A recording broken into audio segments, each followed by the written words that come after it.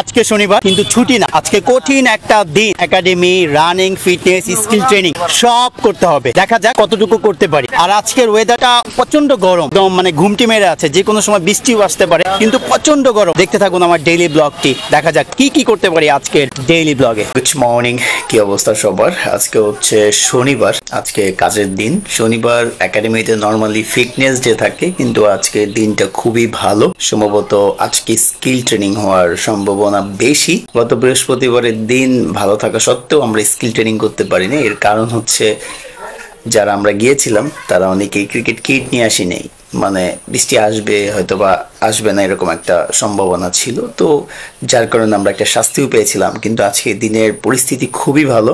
আজকে আশা করছি যে স্কিল ট্রেনিং হবে।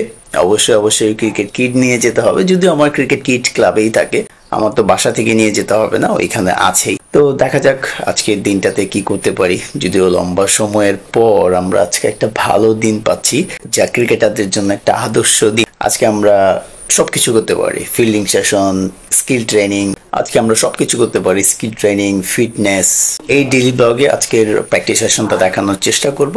তো দেখতে থাকুন আমার ডেইলি ব্লগটি, এবং আপনি যদি আমার চ্যানেলটি সাবস্ক্রাইব না করে থাকেন তাহলে অবশ্যই চ্যানেলটি সাবস্ক্রাইব করে পাশে থাকুন।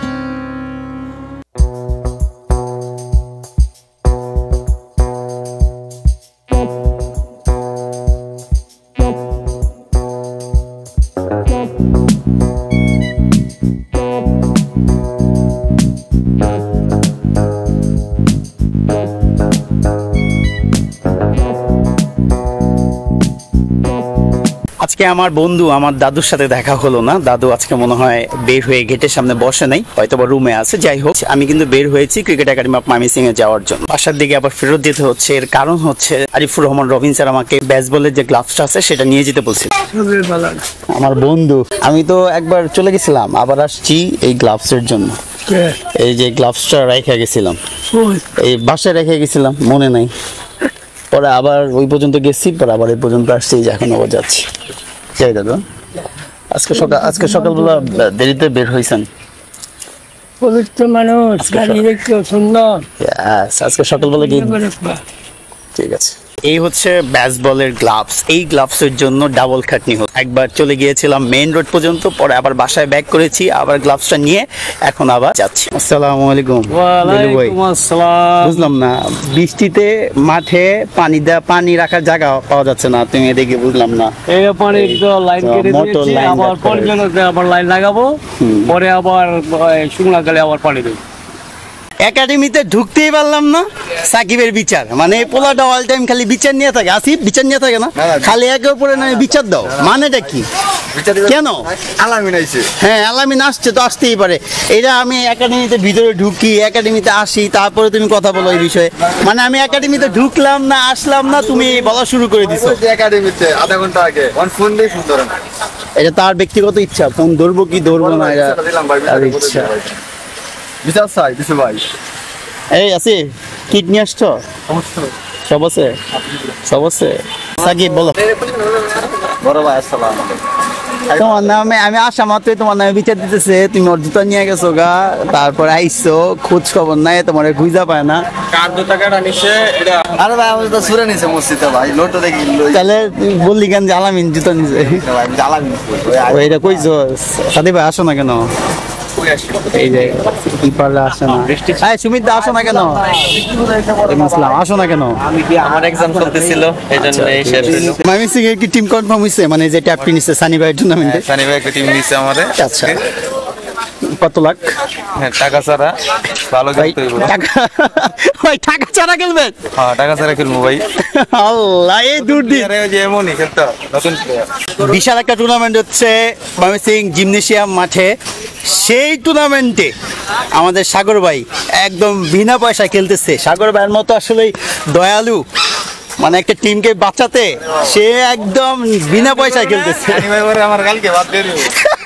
আসলে এটা হলো ধরতে গেলে ঘরোয়া টুর্নামেন্ট। হ্যাঁ, সেইখানে মানে যারা গড়ের প্লেয়ার অথবা ময়মনসিং এর এই মাঠের আশেপাশে যারা প্র্যাকটিস করে ওদের টাকা নিয়ে খেলা আমার মনে হয় উচিত না।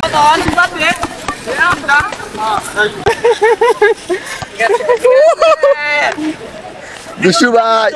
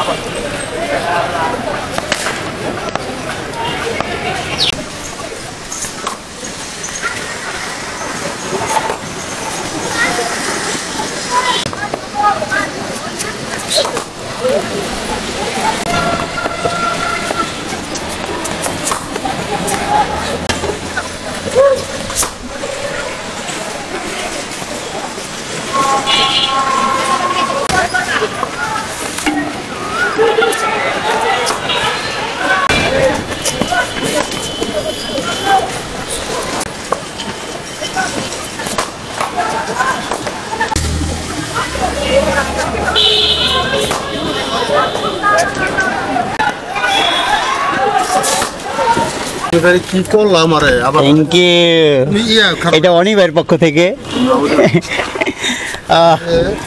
তুমি যে আজকের মতো প্র্যাকটিস সেশন শেষ। আজকের প্র্যাকটিসে যেমন তেমন প্র্যাকটিস হয়েছে, তার থেকে ভয়াবহ ছিল হচ্ছে আজকের রোদ, আজকের টেম্পারেচার, আজকের গরম, যাই বলি না কেন এত পরিমাণে যা খুব কাহিল বানায় দিচ্ছে।